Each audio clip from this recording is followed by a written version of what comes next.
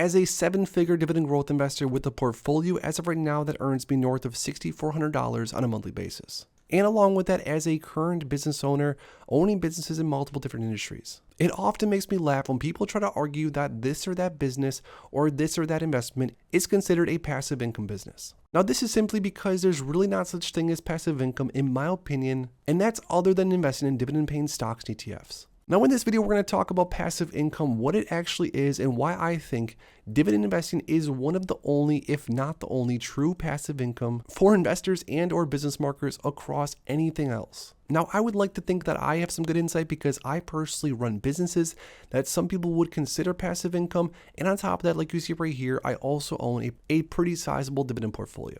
So trust me, you are definitely going to want to dig into this with me. Drop a like down below and let's get right into it. And according to Investopedia, it says, what is passive income? Well, passive income is money that doesn't take much time or effort to make and you don't earn it from a traditional job.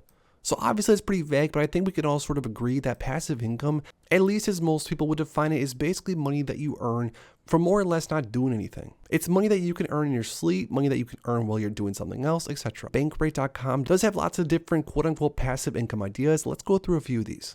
So a few of these: write a course, write an ebook, rental income, affiliate marketing, flip retail products, sell photography online, buy crowdfunded real estate, peer-to-peer lending, dividend stocks, of course, which I agree with. Then we have REITs, we have CDs, rent out your home short term.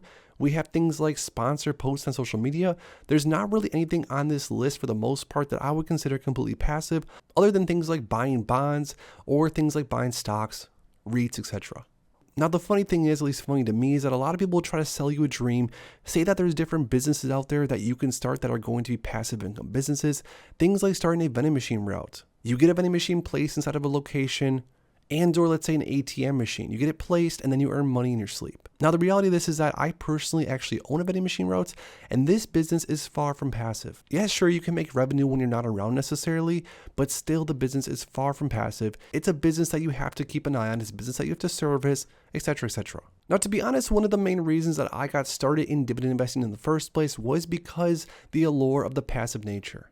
I found it super interesting in the early days that you could buy into a different dividend-paying stock or ETF, hold it for a certain amount of time, which of course I soon learned that you had to hold a dividend-paying ETF or stock at least to ex-dividend date, and then at that point you were going to receive a set amount set by the company or ETF in the form of dividend income on the payout date, which I thought was awesome. Now, in my opinion, that's what makes dividend investing as passive as it comes. You literally don't have to do absolutely anything. You literally click something on your phone or on your computer. You buy a share of Realty Income, for example, let's say.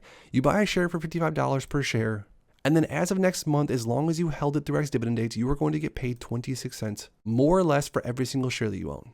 Now, I'm not saying that out of all these different passive income ideas, and a lot of you guys have probably seen a lot of these different types of things, and what's worse is when people try to sell you that a certain business or that a certain something is passive when it really isn't. And although some of these different things like affiliate marketing, let's say for example, can be passive in nature once you have a funnel set up, once you send traffic to the funnel, once you build everything out, sure, it can be semi-passive, although you still have to manage it, and it's not really as passive as people make it out to be. Where on the other hand, building out a dividend growth portfolio like I have right here, this portfolio is extremely passive. It is 100% passive. Every single quarter, for example, I get paid a dividend from Verizon. Now, I don't work at Verizon. I don't know anyone that works at Verizon. Heck, there's probably not even one person at Verizon that knows who I am. But because I own 1,262 shares of Verizon, every single quarter on the dot, for the most part, I get paid a dividend from Verizon, which is more or less close to $1,000 at this point. Now, to earn that $1,000 from Verizon, I didn't have to go to a meeting. I didn't have to set up a funnel. I didn't have to set up a website. I didn't have to talk to absolutely anybody. All I had to do was purchase shares over the years. And now I own an income generating asset that is super passive, and honestly as passive as it comes. Now, another thing that I wanted to point out is that a lot of people try to argue that renting real estate, being a landlord, is also a passive income investment or a passive income business. Now, once again, take it from me, take it with a grain of salt, but I currently actually own real estate that I rent out. Owning real estate and renting it out to tenants is passive in nature. There are definitely some aspects of it that are passive, but this is by no means a passive income generating business. This is by no means a passive investment whatsoever. Now, this is because ever since I started renting out my properties, I've gotten several phone calls from management that there's a pipe that's broken, the toilet won't flush, there's always something, it seems like. And I'm not saying by any means that buying into real estate and renting it out is a bad idea. Like I said, I personally do so. But I will say, as someone that currently owns realty income and someone that currently owns physical real estate and rents it out, as far as passive income goes, owning my shares of realty income is 1,000% more passive, 1,000,000% more passive than owning physical real estate and finding tenants to pay you rent. Now, for that reason alone, as of recently in the last year or so, I actually sold off one of my properties, one of my rentals, and took the money and put it into more shares of realty income. Now, this is not only because I believe in realty income long term, or the fact that realty income is paying almost 6% yield, which, trust me, is hard to get if you're renting out a single door. But on top of that, shares of realty income, as far as a single stock goes, is extremely liquid. And if I ever change my mind, if I ever want to buy something else, let's say buy another property or buy a different stock or do whatever, I can, with a single click of the button, liquidate my shares and take the money elsewhere. So that's, for the most part, my take on dividend investing and why I think dividend investing is truly the only, maybe purest passive income investment or passive income anything.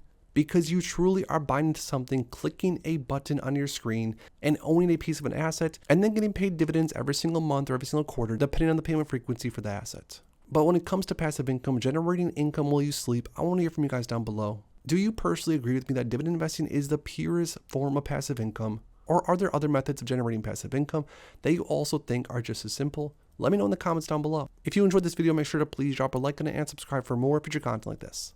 Thanks as always for stopping by, and if you are interested in investing, make sure to check out these recent videos I posted right here.